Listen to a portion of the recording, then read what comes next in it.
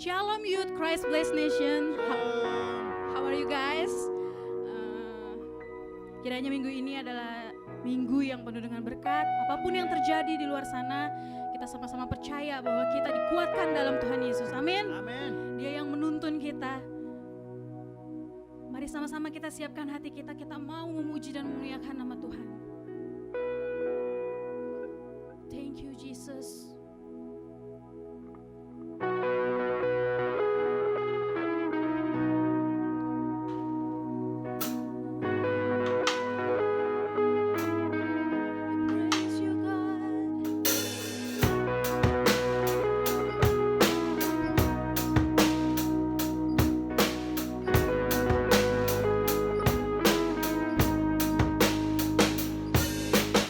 Setiap langkah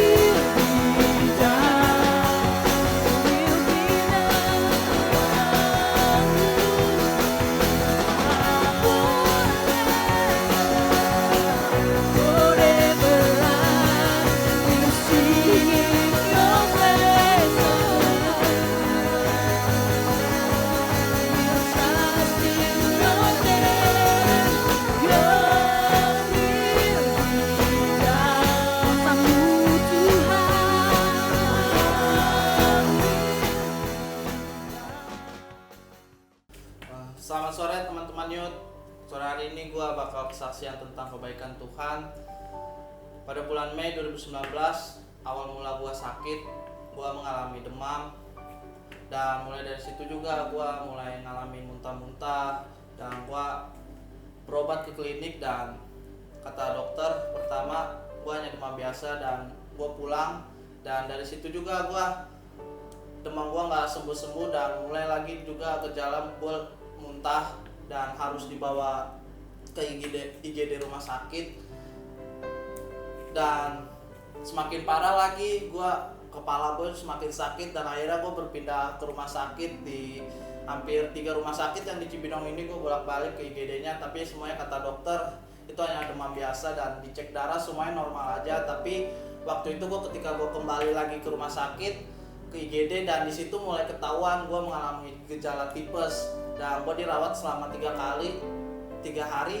Dan awal mula penyakit utama gue ketahuan mulai di situ, gue didiagnosa mengalami meningitis atau radang selaput otak dan gue di situ shock bersama keluarga.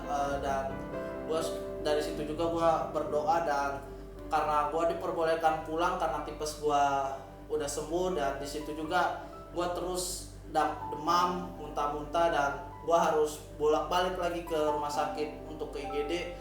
Dan pada bulan Juli gue mengalami yang benar-benar masa-masa gue kritis, gue dilarikan ke rumah sakit IGD Rumah Sakit Sentra Medika. Dan karena di situ ruang isolasinya nggak ada dan akhirnya gue dibawa ke Rumah Sakit PON Jakarta. Dan karena gue mempunyai tunjangan kesehatan di Polri, akhirnya gue dirujuk lagi ke Rumah Sakit Polri dan di situ gue langsung masuk IGD dan gue langsung melakukan pemeriksaan yaitu CT scan. Dan ruang pertama yang gua dapat adalah ruang ICU dan di situ gua minggu masuk dan hari Rabunya gua udah operasi. Di situ juga gua berdoa dan sadar gua melihat banyak teman-teman youth yang datang, saudara. Dan di hari Jumatnya gua udah boleh pulang dan gua di situ selama gua dirawat gua hanya berdoa. Gue bersyukur dengan keadaan ini dan gue di dalam hati gue nggak mau memberontak. Dan setelah gue selesai operasi, gue harus tetap cek lagi rawat jalan selesai di spesialis saraf. Dan karena ini semuanya berasal dari telinga, akhirnya gue cek lagi di Rumah Sakit Polri, di THT Rumah Sakit Polri. Dan di situ juga gue langsung mendengar gue harus mengalami operasi yang kedua. Dan di situ gue kayak merasa lupa dengan kebaikan Tuhan karena ternyata ini semua belum sembuh.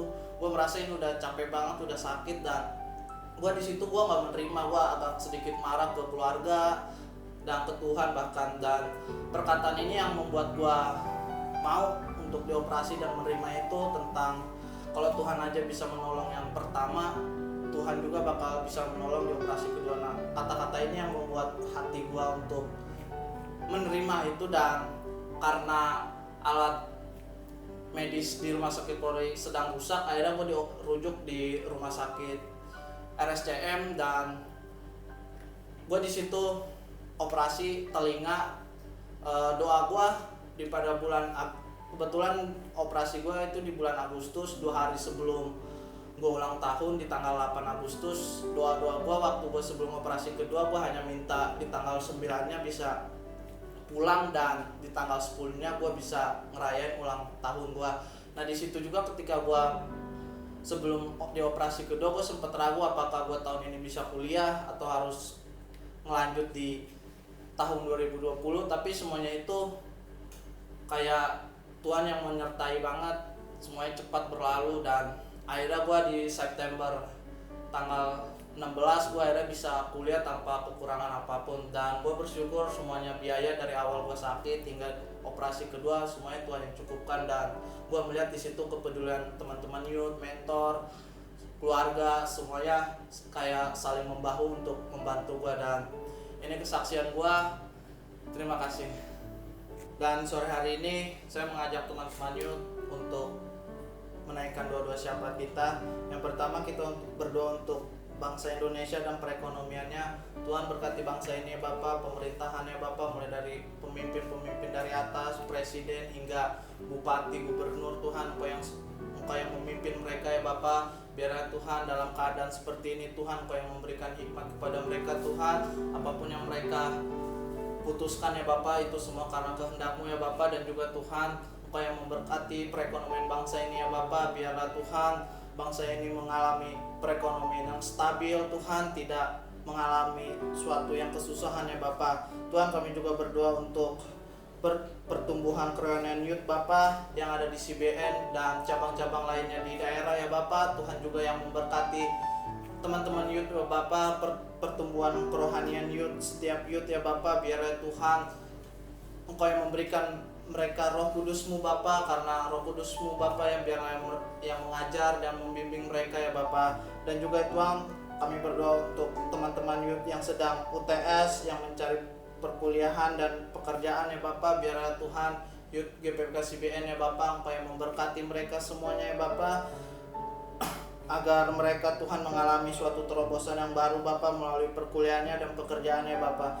Dan juga Tuhan, kami berdoa untuk pelayanan KKA, pementoringan dan visi misi youth ya Tuhan. Biarlah Tuhan kegerakan-Mu Tuhan di gereja ini Bapa, khususnya di youth ini Tuhan tetap ada ya Bapa. Berikan hati kami Tuhan sebagai pelayan-Mu Bapa, melalui KKA, melalui pementoringan ya Bapa. Biarlah rencana-Mu Tuhan yang jadi Tuhan melalui pementoringan ini ya Bapa. Bangkitkan setiap mentor-mentor dan leader-leader KKA Bapa, agar kami Tuhan pada tahun ini menggenapi visi misi youth ya Bapa. Dan juga Tuhan, kami berdoa untuk setiap teman-teman yang sudah lulus Tuhan. Kami juga bersyukur atas kelulusan mereka ya Bapa. Dan kami juga berdoa ketika mereka lulus Tuhan, biarlah rencana-Mu Tuhan setelah ini Tuhan terjadi atas mereka ya Bapa.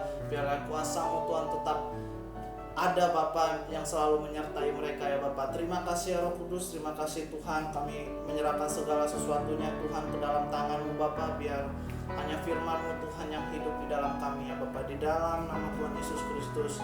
Haleluya. Amin. Dan sore hari ini kita juga akan membaca tentang value pemuridan, tentang fokus membantu kita untuk tidak menyerah. Dan penjelasannya, fokus dalam pemuridan menghindari kita dari kata menyerah. Ketika kita fokus, maka kita akan tertuju kepada Tuhan yang memberikan kita perintah untuk memuridkan.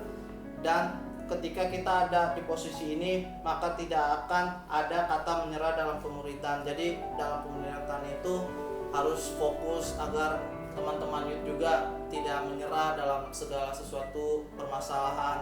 Dan sore hari ini juga kita membaca ayat perenungan untuk minggu ini yang terambil dalam Mazmur 141 ayat 8. Kita baca bareng-bareng. Tetapi kepadamulah ya Allah Tuhanku, mataku tertuju, padamulah aku berlindung, jangan campakkan aku.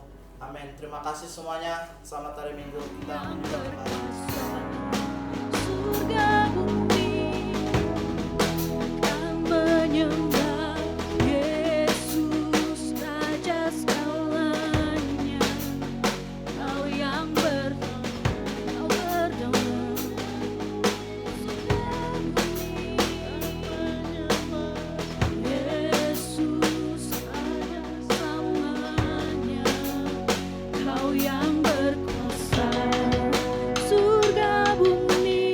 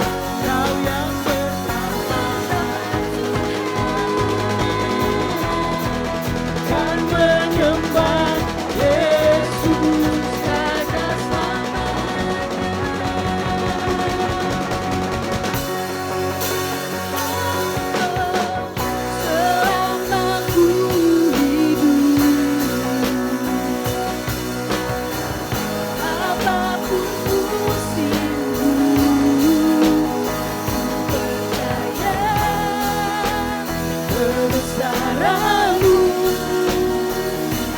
kekuatanku di dalammu.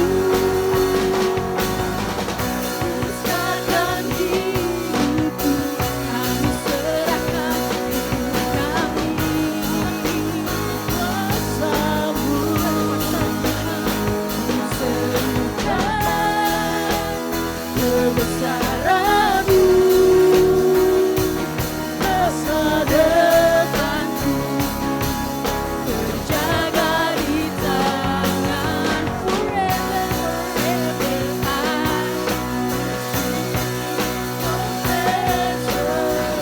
forever I will trust in your name. Your will be done. Kehendakmu terjadilah Tuhan. Forever I will sing in your presence. Forever I will trust in your name. Your will be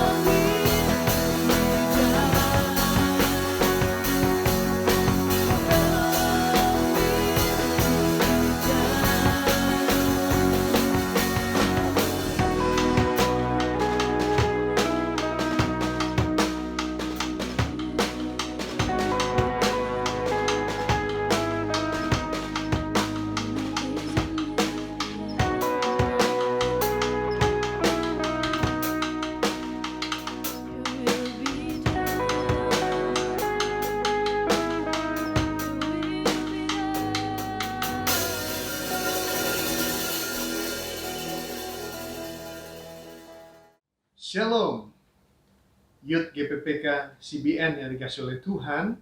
Kita sudah menikmati pujian dan penyembahan.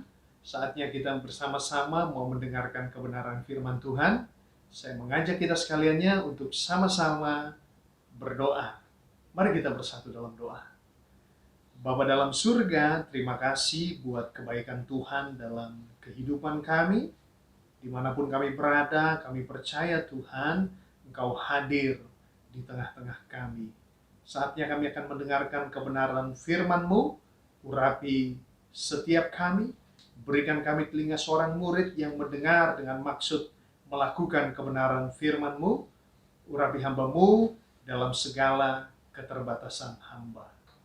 Demi nama Tuhan Yesus Kristus, kami berdoa.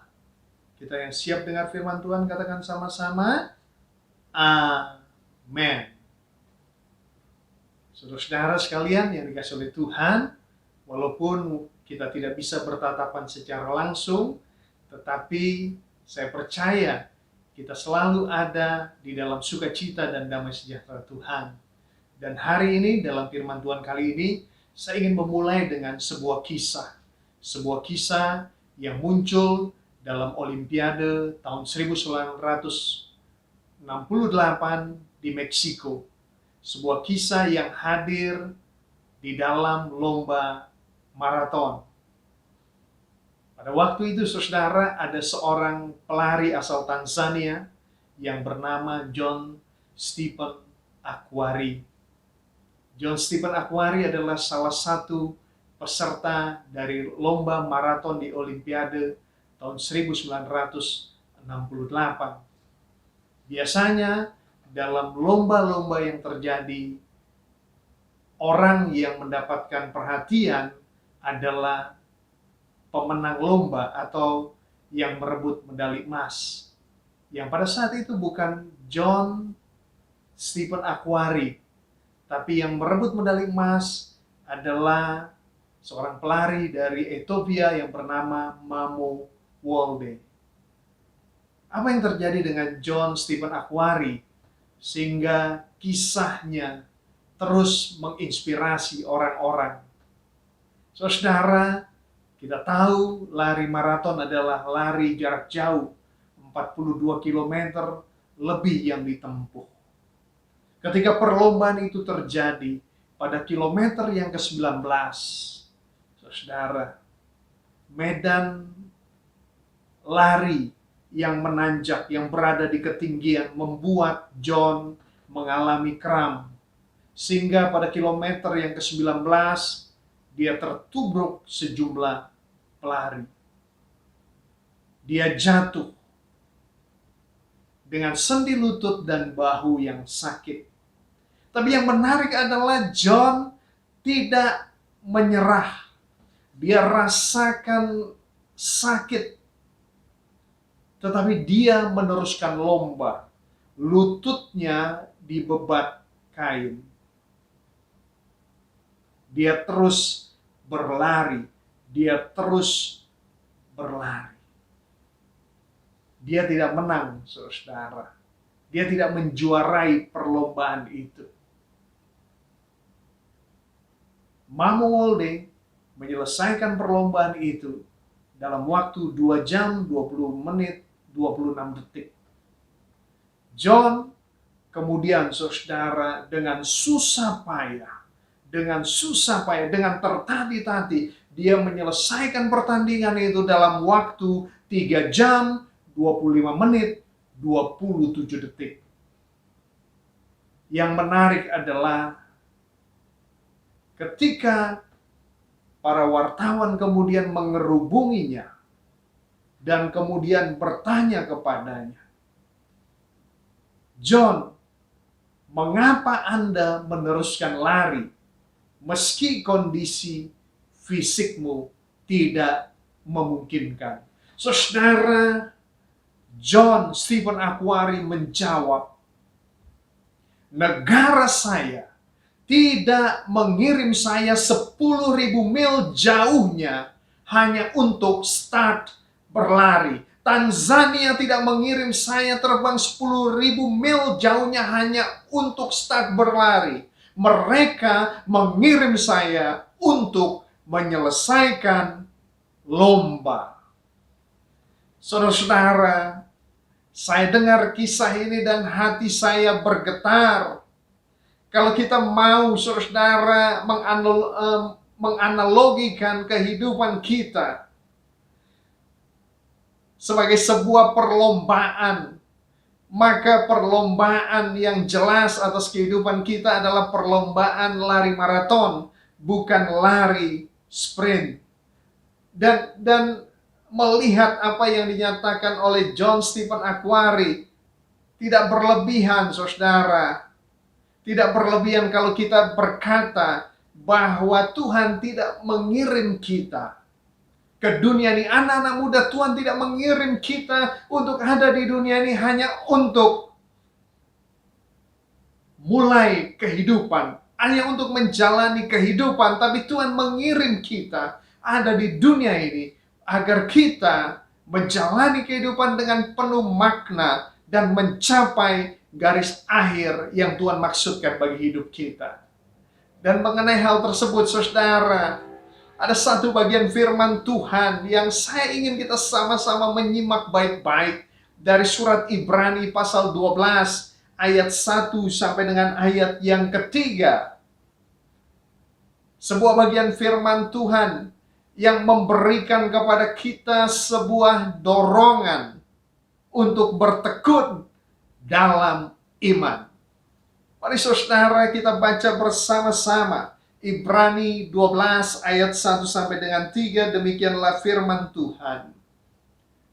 Karena kita mempunyai banyak saksi, bagaikan awan yang mengelilingi kita, marilah kita menanggalkan semua beban dan dosa yang begitu merintangi kita, dan berlomba dengan tekun dalam perlombaan yang diwajibkan bagi kita.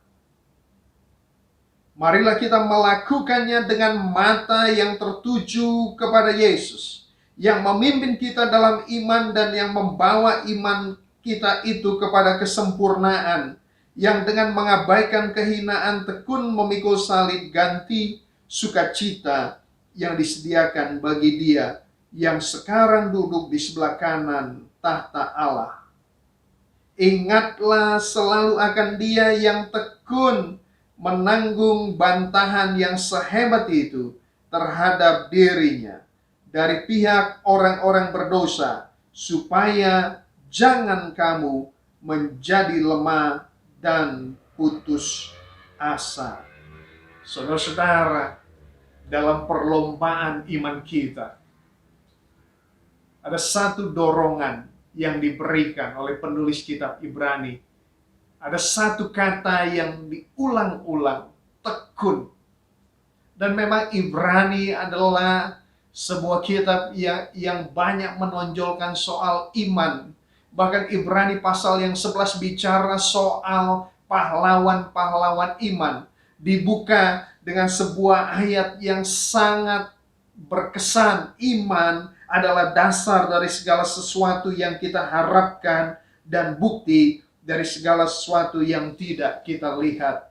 Saudara-saudara sekalian, firman Tuhan menyatakan kepada kita di ayat yang pertama tadi, kita punya banyak saksi bagaikan awan yang mengelilingi kita. Marilah kita menanggalkan semua beban dan dosa yang begitu merintangi kita dan berlomba dengan tekun dalam perlombaan yang diwajibkan bagi kita. Dalam perlombaan yang diwajibkan bagi kita. Dan kalau kita melihat pada kata aslinya, saudara, ada kata yang dipakai di sana. Diwajibkan itu dalam kata aslinya adalah kata prokeimai, yang juga punya makna, saudara, untuk perlombaan yang disediakan bagi kita. Hidup kita adalah sebuah lari maraton, saudara. Adalah sebuah perlombaan.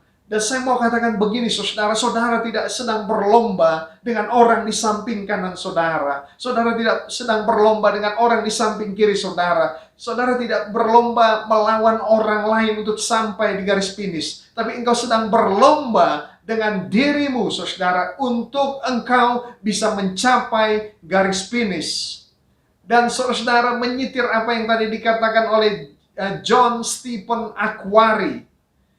Dia katakan, Tanzania tidak mengirim saya 10.000 mil hanya untuk start berlari. Dan saya mau katakan begini, Tuhan punya rencana dalam kehidupanmu. Tuhan tidak hadirkan kita di dunia, saudara, untuk kita hanya sekedar mulai lahir ke sini. Bahkan kita tidak sekedar menjalani kehidupan, tapi Tuhan mau untuk setiap kita mencapai garis akhir dari pertandingan iman kita. Karena itu, saudara, ada satu hal yang perlu kita renungkan, bagaimana caranya agar kita bisa terus bertekun dalam iman. Paling tidak, saudara, ada 3 kunci yang saya ingin kita sama-sama belajar daripada kebenaran firman Tuhan. Bagaimana kita bisa tetap tekun dalam iman. Anak-anak muda, bagaimana kita bisa tetap tekun dalam pertandingan iman ini. Yang pertama, apa yang jelas dikatakan di ayat yang pertama tadi,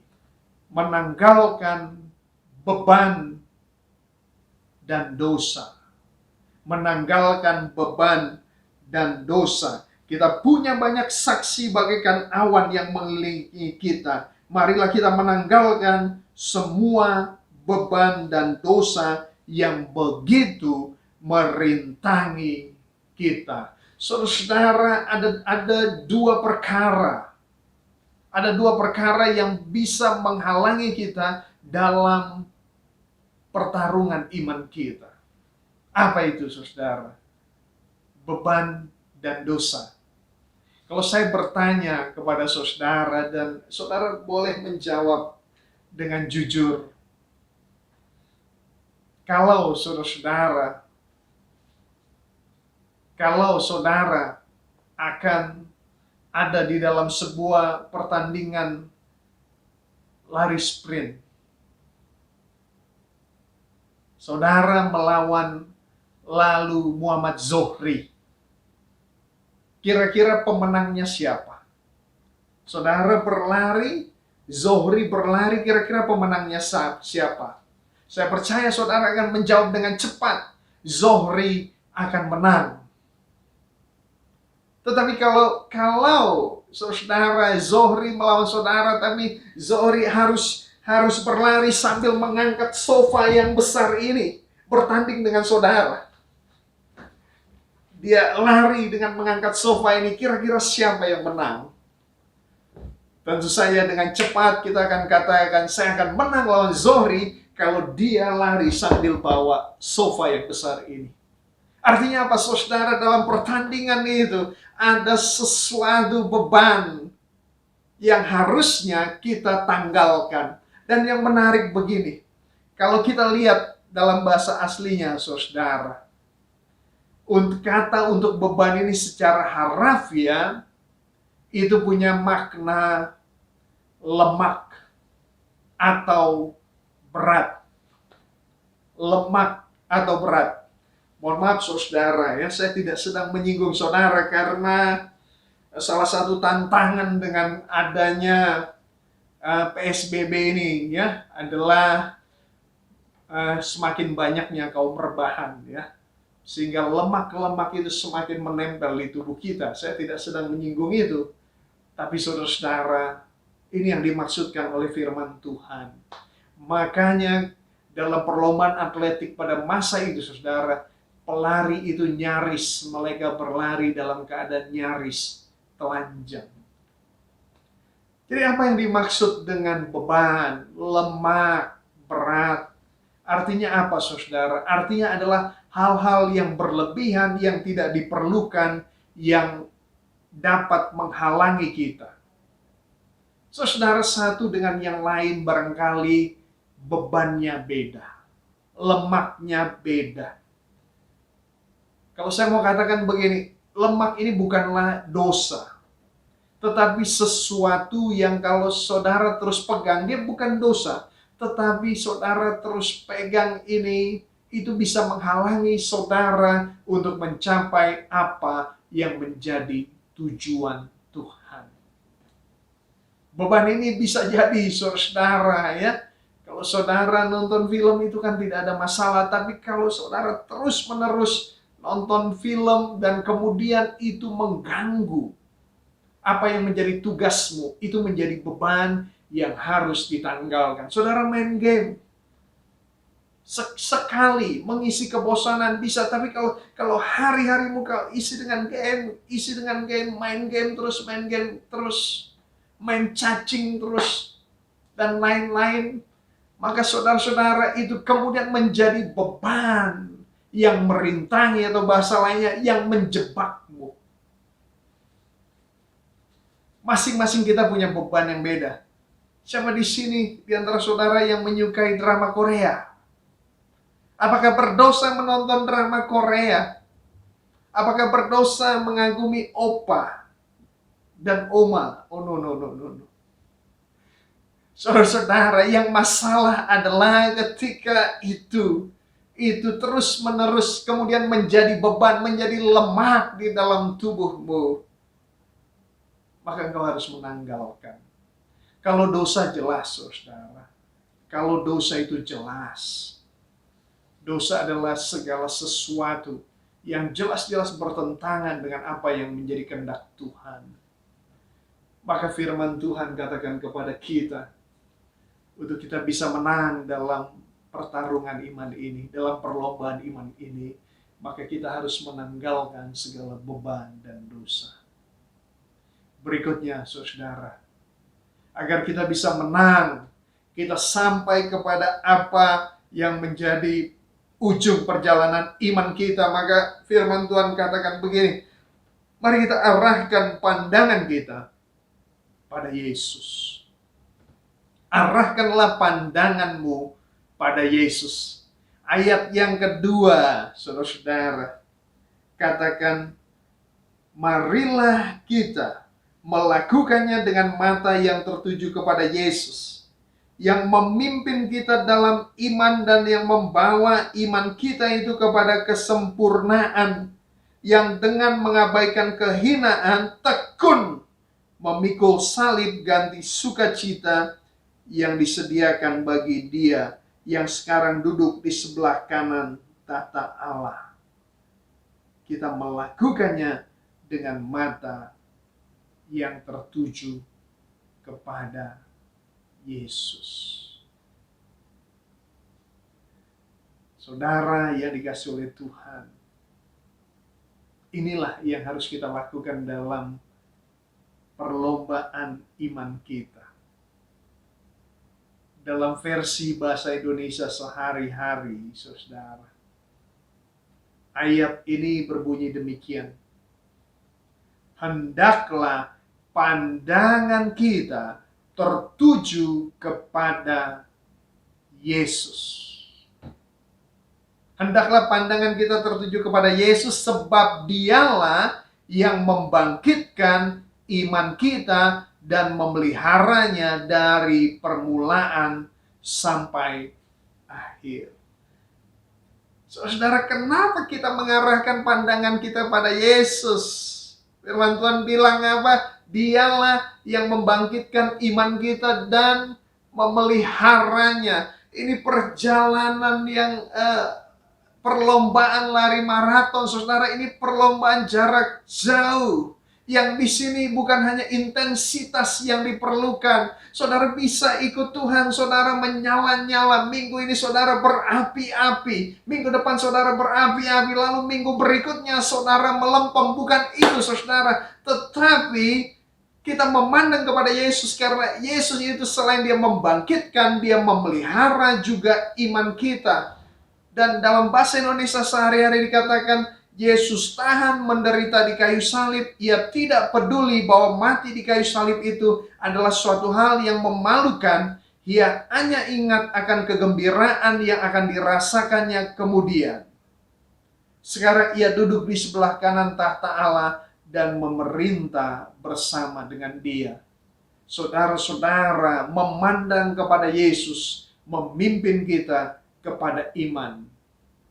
Dan dalam versi bahasa Indonesia sehari-hari dikatakan tadi, ia hanya ingat akan kegembiraan yang akan dirasakannya kemudian.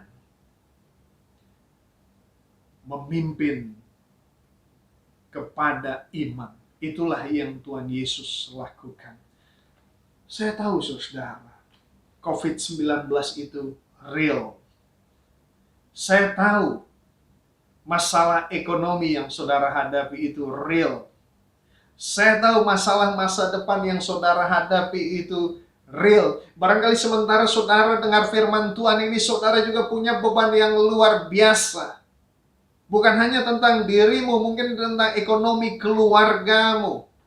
Tentang apa yang akan kau lakukan di masa depan. Tapi saudara-saudara sekalian yang dikasih oleh Tuhan, perhatikan baik-baik. Dalam pertarungan iman ini, kita tidak memperoleh kekuatan kita hanya melalui apa yang ada pada kita. Bahkan bukan melalui apa yang ada pada kita, tetapi kekuatan kita, energi kita, kemampuan kita, kita dapatkan di dalam Dia yang memberi kekuatan kepada kita. Karena itu pandang kepada Yesus, saudara. Pandang kepada Dia. Kita melakukan ini. Kita melakukan perlombaan ini. Kita pandang kepada Tuhan Yesus. Barangkali saat ini engkau merasa lemah.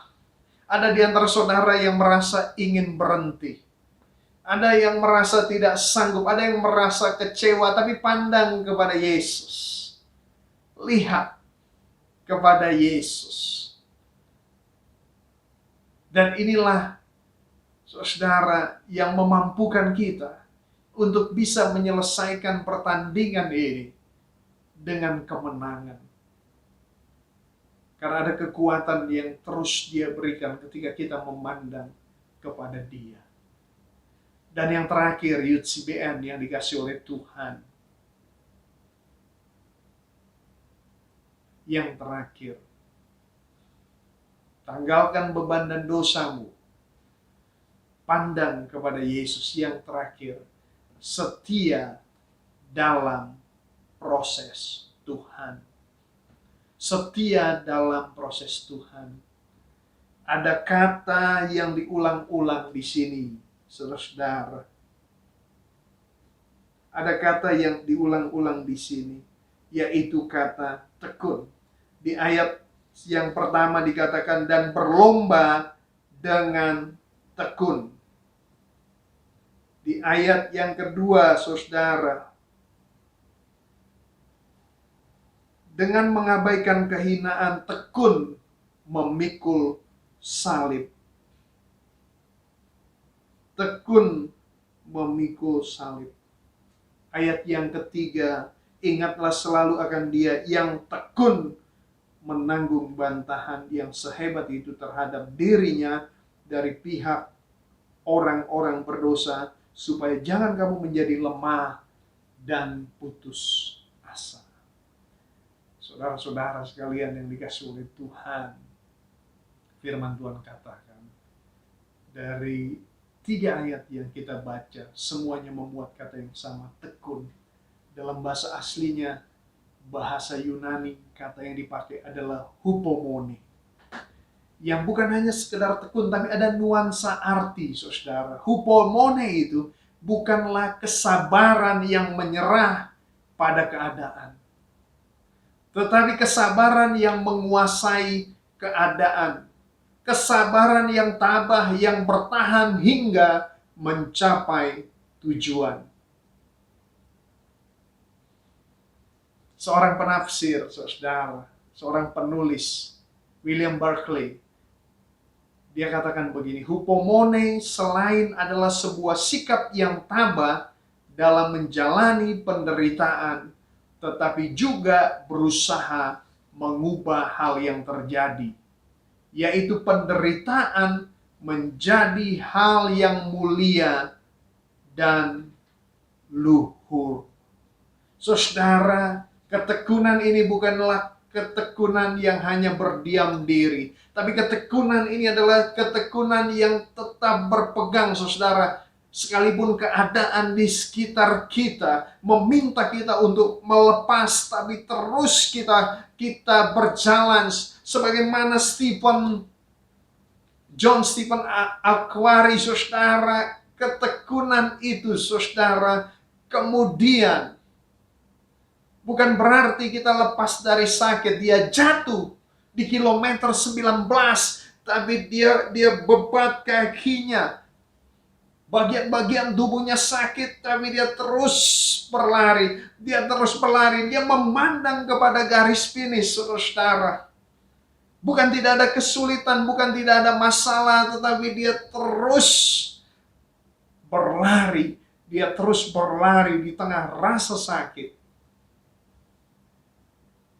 yang dia rasakan. Maka saudara-saudara sekalian yang dikasihi oleh Tuhan, inilah yang harus kita lakukan. Kita setia dalam proses ini. Kita percaya, saudara, John Stephen Akhwari setelah peristiwa itu, dia terus melakukan lari maraton dan dia memenangkan beberapa medali. Dan saya percaya, saudara, saya percaya, saudara-saudara, Tuhan sedang memproses kita. COVID-19 sedang memproses kita. Teman-teman sekalian yang dikasihi oleh Tuhan, saya mau bilang begini. Saudara berada di gereja nggak sempurna. Saudara punya kakak pembimbing nggak sempurna. Keadaan yang kau alami nggak sempurna. Tetapi saudara, keadaan-keadaan yang kau alami itu dipakai Tuhan untuk menyempurnakan engkau menjadi sama sebagaimana gambaran anaknya. Roma 8 ayat 29 katakan kita bertumbuh ke arah gambaran anaknya, yaitu Tuhan Yesus Kristus. Tuhan Yesus Kristus. Saya bersyukur sekali, saudara. Bagian firman Tuhan ini mengingatkan kepada kita, ingatlah selalu akan Dia yang tekun menanggung bantahan yang sehebat itu terhadap dirinya dari pihak orang-orang berdosa. Dalam perjalanan imanmu bersama dengan Tuhan, ada tantangan yang kau alami. Ada orang-orang yang melemahkan imanmu, ada yang keadaan yang coba menghentikanmu. Tapi saudara-saudara sekalian, ingat akan Dia. Setia dalam proses Tuhan. Proses ini akan membawa kita semakin bertumbuh dalam Dia. COVID-19, saudara, adalah bagian dari proses Tuhan. Saya berdoa, anak-anak muda, Youth CBN, dimanapun kau berada, jika engkau terus berpegang kepada Tuhan selama proses ini, maka, saudara, kau akan semakin kuat di dalam Dia. Dan kalau hari ini kau merasa lemah, biarlah firman Tuhan ini menjadi ingatan Tuhan bagi hidupmu. Engkau tidak dilahirkan di dunia ini hanya untuk sekedar hidup. Engkau dilahirkan di dunia ini untuk melakukan apa yang menjadi rencana dan kehendak Tuhan dan menyelesaikan hidupmu dengan sebuah penantian dari penciptamu. Sabaslah, hai engkau hambaku yang setia, masuklah dalam kesenangan Tuhanmu.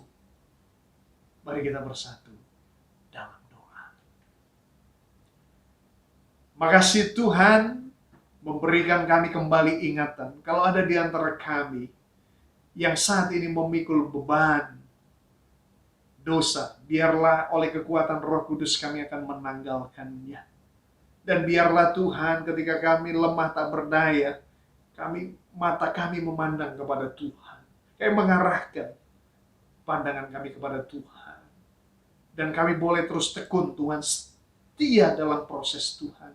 Kami percaya Tuhan, Engkau yang akan terus ya Bapa menguatkan, menopang, memproses kami, menjadikan kami indah. Materaikan firman-Mu dalam hati dan kehidupan kami ya Tuhan. Demi nama Tuhan Yesus Kristus, kami berdoa. Amin. Tuhan Yesus memberkati. Bersamamu Bapa, ku lewati semua perkenangan-Mu yang teguhkan hatiku. Engkau yang bertindak, memberi pertolongan.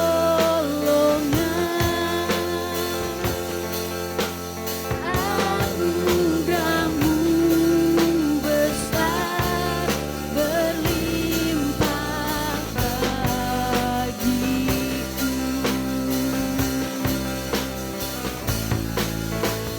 Bersamamu Bapa, ku lewati semua perkenangan-Mu yang teguhkan hatiku. Engkau yang bertindak,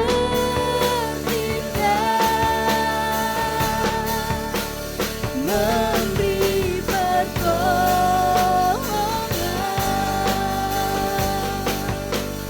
Anugerah-Mu besar berlimpah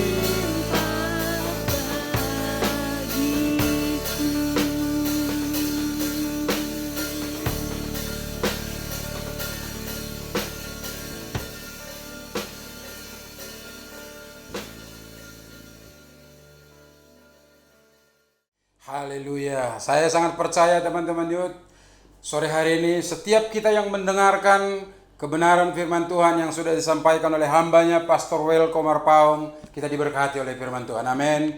Waktunya kita akan mengakhiri ibadah Youth sore hari ini. Mari kita angkat tangan kita dan terimalah berkat dari Bapa di surga. Haleluya. Bapak, kami bersyukur buat sore hari ini karena kami sudah boleh mendengar sebagian dari firman-Mu. Tuhan memberkati, Tuhan mengurapi hamba-Mu Pastor Welko lebih dan lebih lagi Bapak. Terima kasih Tuhan, berkati setiap anak-anak youth GPPK CBN dimanapun mereka berada. Perlindungan, penyertaan Tuhan sempurna atas mereka. Haleluya, haleluya. Dan terimalah berkat dari Bapa di surga. Di rumah engkau diberkati, di luar rumah engkau diberkati. Dimanapun engkau berada, berkat Allah senantiasa menyertaimu. Terimalah cinta kasih Yesus Kristus, penyertaan, kuat kuasa, urapan, dan perlindungan dari Roh Kudus. Sampai setiap kita diangkat menjadi mempelai Kristus yang kudus yang percaya, katakan amin. Tuhan Yesus memberkati. Selamat hari Minggu Youth CBN.